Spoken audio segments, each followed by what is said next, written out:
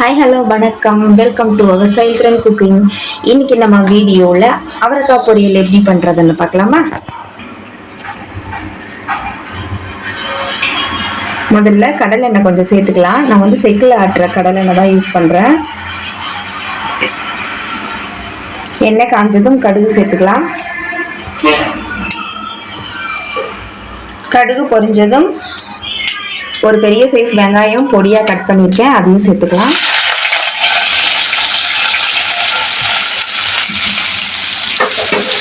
சேர்த்துட்டு நல்லா ப்ரௌனாக வர வரைக்கும் ஃப்ரை பண்ணிக்கலாம். வெங்காயம் வதங்கினாலும் 2 பச்சை மிளகாய் கட் பண்ணியிருக்கேன், அதையும் சேர்த்துக்கலாம். கூடவே கருவேப்பிலை போட்டுக்கலாம்.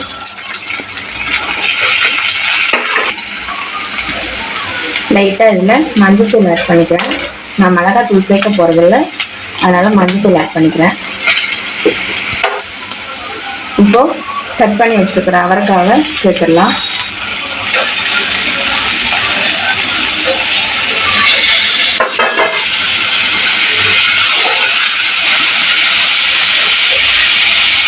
இது நல்லா பச்சை வாசனை போகிற அளவுக்கு ஃப்ரை பண்ணிக்கலாம்.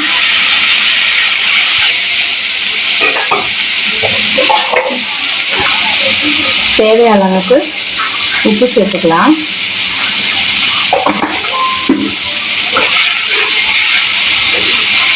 உப்பு சேர்த்து நல்லா வதக்கிட்டு ஒரு 1/2 டம்ளர் தண்ணி விட்டு நல்லா வேக வச்சுக்கோங்க.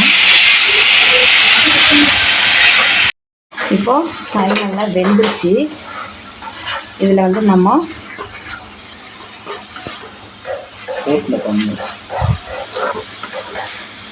தண்ணியில் நல்லா பாருங்கள் சுண்டி வந்துருச்சு.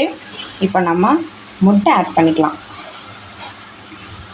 ஏன்னா நம்ம வீட்டு குழந்தைங்க தேங்காய் போட்டு பொரியல் பண்ணுறது விரும்புகிறத விட இந்த மாதிரி நீங்கள் முட்டை ஆட் பண்ணி அவங்களுக்கு பொரியல் பண்ணி கொடுத்தீங்கன்னா ரொம்ப டேஸ்ட்டாக விரும்பி சாப்பிடுவாங்க. இதுலேயே சூடாக சாதம் போட்டு கிளறி மதியம் லஞ்ச் பாக்ஸ்க்கும் நம்ம கொடுத்து அனுப்பலாம்.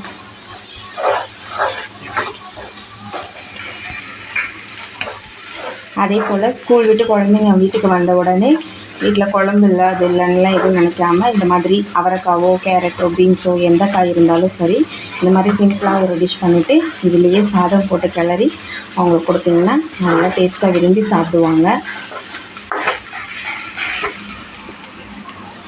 அவ்வளோதாங்க, நம்மளோட அவரைக்காய் முட்டை பொரியல் இன்றைக்கி ரெடி ஆகிடுச்சு. இதையும் நீங்கள் வீட்டில் ட்ரை பண்ணி பார்த்துட்டு இதோட டேஸ்ட் எப்படி இருக்குதுன்னு எங்களுக்கு கமெண்ட்டில் மறக்காமல் சொல்லுங்கள்.